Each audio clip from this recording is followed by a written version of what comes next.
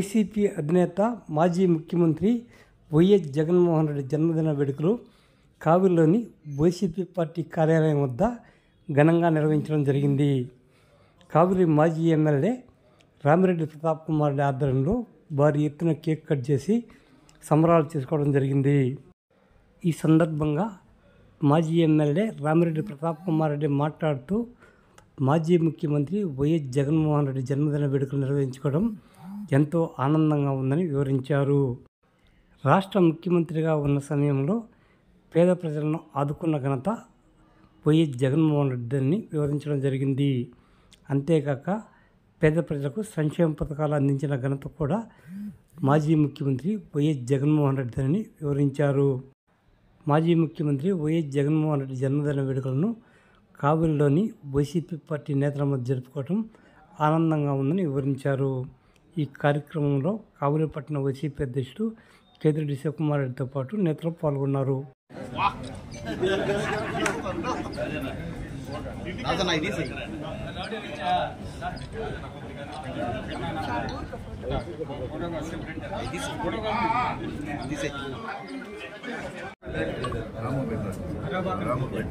పేదల పార్టీ పెన్నిది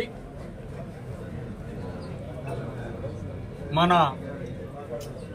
వైఎస్ఆర్ కాంగ్రెస్ పార్టీ అధ్యక్షుడు మరియు మాజీ ముఖ్యమంత్రి వైఎస్ జగన్మోహన్ రెడ్డి గారి 53వ పుట్టినరోజు వేడుకని ఈరోజు ప్రతి ఒక్క తెలుగు వారు కూడా చేసుకోవటం, అందులో భాగంగా ఈరోజు కావలి నియోజకవర్గంలో వైఎస్ఆర్సీపీ పార్టీ కార్యాలయంలో ఈరోజు పెద్ద ఎత్తున చేసుకోవటం, దీనికి హాజరైన మా నాయకులు, కార్యకర్తలు, జగన్మోహన్ రెడ్డి గారి అభిమానులు, వైఎస్ రాజశేఖర రెడ్డి గారి అభిమానులు, అదేవిధంగా ఈరోజు ఈ కార్యక్రమానికి విచ్చేసిన మీడియా సోదరులకు అందరికి కూడా నా ప్రత్యేక ధన్యవాదాలు తెలియజేస్తున్నాను. చాలా సంతోషం, ఎందుకంటే అలుపెరగని నాయకుడు, పోరాట యోధుడు, ప్రజల సంక్షేమం కోసం ఏ ముఖ్యమంత్రి కూడా పెట్టని విధంగా అనేక పథకాలు పెట్టి కొన్ని లక్షల కోట్ల రూపాయలు పేద ప్రజలకి ఇచ్చిన మాట ప్రకారం ఇచ్చిన ముఖ్యమంత్రి ఏదైనా ఉందంటే ఆనాడు మా నాయకుడు వైఎస్ జగన్మోహన్ రెడ్డి గారిని గర్వంగా మేము తెలియజేస్తున్నాం.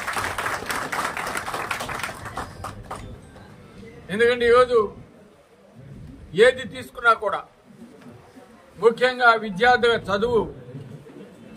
చదువుకు సంబంధించి ఫీజు రింబర్స్మెంట్ కావచ్చు, విద్యార్థులు చదువుకునే స్కూల్స్ యొక్క రూపురేఖలు కావచ్చు, అదేవిధంగా వ్యవసాయానికి సంబంధించి రైతాంగానికి సంబంధించిన సమస్యలు కావచ్చు, అదేవిధంగా వాళ్ళకి కావలసిన ప్రాజెక్ట్స్ కావచ్చు, వాళ్ళు పండించిన పంట కావచ్చు, వాళ్ళకి కావలసిన మందులు కావచ్చు, ఎరువులు కావచ్చు, విత్తనాలు కావచ్చు, ప్రతి ఒక్కటి కూడా అందుబాటులో ఉండే విధంగా ఆర్బీకేసు ప్రతి ఒక్క పంచాయతీ పరిధిలో కూడా కట్టి వారికి అండగా నిలబడిన వ్యక్తి. అదేవిధంగా అక్క చెల్లెమ్మలకి అండగా ఉండి చేయుత కావచ్చు, ఆశగా కావచ్చు, అమ్మ ఒడి కావచ్చు, ఈ విధంగా అనేక పథకాల ద్వారా, ఇవే కాకుండా పేద ప్రజలకి ఆరోగ్యం కోసం ఏ విధంగా ఆరోగ్యశ్రీ పెట్టి అనేక వ్యాధులను కూడా ఆ పరిధిలోకి తీసుకొచ్చి ఏ విధంగా హాస్పిటల్స్ కార్పొరేట్ హాస్పిటల్స్ వైద్యం అందించాడో ఈరోజు ప్రతి ఒక్కరూ చూశాం. అటువంటి గొప్ప నేత ఎవరు కూడా గతంలో మనం ఎప్పుడు కూడా చూడలేదు.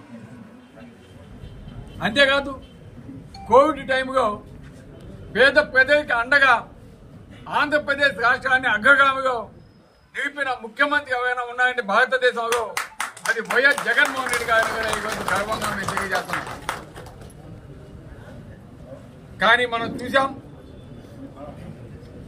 చంద్రబాబు నాయుడు గారు 2014లో అనేక హామీలు ఇచ్చి అబద్ధాలు చెప్పి అధికారంలోకి వచ్చినాక ఏ ఒక్కటి నెరవేర్చకుండా ఏ విధంగా పేద ప్రజలను మోసం చేశారో అదేవిధంగా మళ్ళా 2024 కూడా ఏ విధంగా అబద్ధాలు చెప్పి మోసం చేశారో రెండోసారి కూడా ప్రజలకు ఇప్పుడు అర్థమవుతా ఉంది, తెలుసుకుంటా ఉన్నారు.